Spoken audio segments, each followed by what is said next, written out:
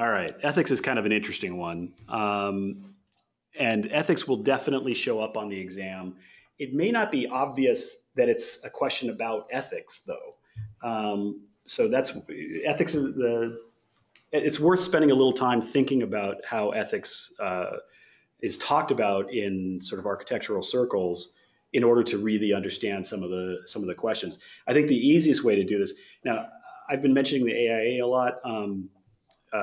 Because it's, I think the easiest way to sort of think about the exam is kind of where the AIA is sort of pushing folks. And the AIA Code of Ethics is actually a very useful and interesting document. I have many friends I teach, and we talk about this stuff all the time. And many of them find the Code of Ethics problematic for lots of different reasons. It's weights certain things and doesn't weight as much on other things. The way it breaks it down is a little sort of awkward. But at some level, it's as good as any to start with, and it's the one that you need to know for the exam.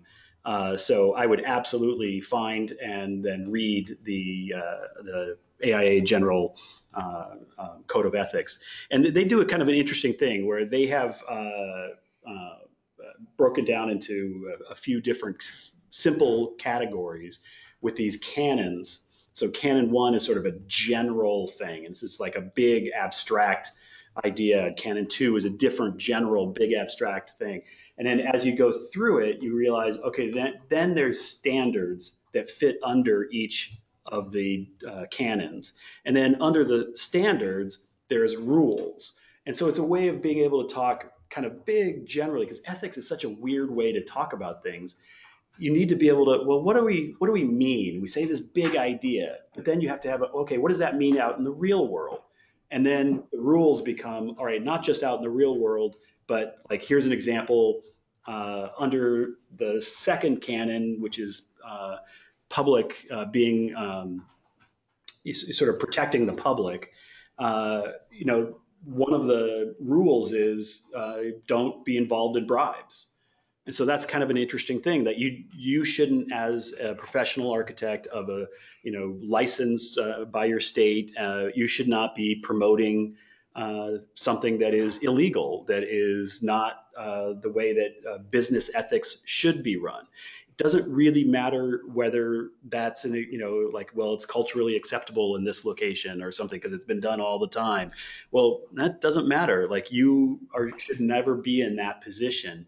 So this is a sort of an example where the canon of the big idea is protect the public, but then when you get down to the rules, it can be pretty specific. So no bribes, follow the codes and laws. Don't ever represent anything to the public that isn't true, things like that. So, and just to give you a sense of this sort of span of that AIA document, the first canon is sort of a general issues. It's about keeping up to date. Wanting architects to, be ready for what's next and always kind of knowing about new materials, things like that. Canon 2 is about protecting the public. Canon 3, and it's interesting that it's after Canon 2, is about protecting the client and sort of looking out for the client. So note that from the AIA standpoint, protecting the public precedes it, which I think is meaningful and sort of tells you a bit about how they see the role of the architect. The Canon 4 is about being good to the profession, which is an interesting way of thinking about it, meaning that you sort of represent the profession well, that you don't do things that make architects look bad. It's sort of interesting that they think of that as part of the sort of canon aspect to this. And then 5 is treating employees and colleagues well. And that means not stealing from other firms. That means not treating people you work with badly, things like that. And then the other one is 6 is treating the environment well. So I'll sketch a couple of these things out, but that kind of gives you a sense of the range of what kind of ethical thinking and how it might kind of come through the exam. Any thoughts from your end, Heather? So I think that's a great overview and completely in depth with what's going on, and I highly recommend everyone read through it. It's a fascinating read, maybe a bit dry at times, but definitely necessary. But I think what's also important to note is a lot of firms, a lot of jurisdictions or states may also have their own ethics policies. Absolutely. Good point. Um, so I can just say, for example, if you're working for a large firm, one of their big ethics, similar to the whole bribery thing, is maybe once you're no longer working with them, you don't work with any competitors for a certain amount of time. Just that whole idea of the knowledge base being shared or stolen or that sort of thing. Right. And you'll find that there are actually codes of ethics in each state for whatever state you are licensed in or working in. There'll be a slightly separate version of the code of ethics. Big firms, as you say, small firms even. But then also clients you're working with may have codes of ethics that are built into their contracts. For example, if you're working for a big I don't know that this is true for McDonald's, but let's just use McDonald's as an example. I would bet that as soon as you're signing a contract with McDonald's, you are also signing that you will meet their code of ethics, because they don't want you as sort of a consultant for them to represent them badly and do anything that would make it so that they would be contributing to a bad ethical situation. So there are lots of different sort of ethical things to consider, and each one of them has its own set of agendas. So I think the best thing about the AIA one is that it just gives you one really clear set of agendas about how they think about how these things should be thought about, and it is definitely one that will likely show up on the exam. But it also, as Heather was sort of alluding to, you might get a question that could be, here's an ethical situation, how do we deal with it?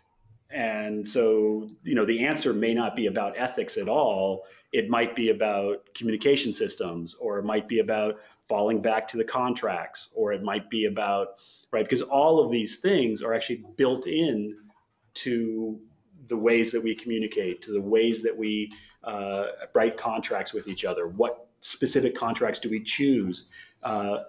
Starts to develop what our ethical requirements and what our ethical hopes are in these sets of relationships.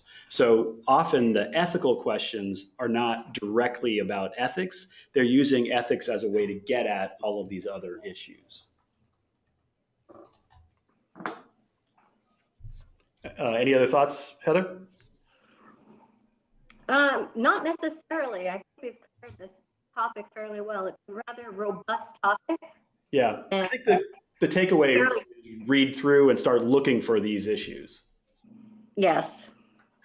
All right. Let's move on. Hey guys, as you move on, a question from Tom. The exam, the actual exam here, does it incorporate the 2017 version of the AIA Code of Ethics? Can you just comment on, is it updated annually? Is it updated every month? Like, so the exam will include 2017 versions of the contracts, and will eventually include something like the ethics will, the issues will eventually catch in. They'll have some questions in there for a while that are from previous versions. But yeah, it will eventually sort of all catch up. None of them will be so specific or complicated that it'll be a fine reading between the 2017 versus the 2013.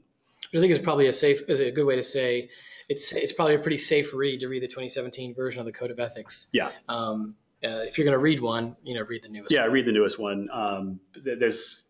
There's a bunch of different ways to sort of attack it. But the thing to say about that is just as Heather was saying a minute ago, they're not trying to trip you up. Like, they're not going to say, we got them. they don't know that in 17 it changed from must have to shall have or something like they're not looking for that kind of detail. It's really just sort of a general understanding of the kind of topic areas and how they're balanced out so that you could have an opinion of how to react to a situation.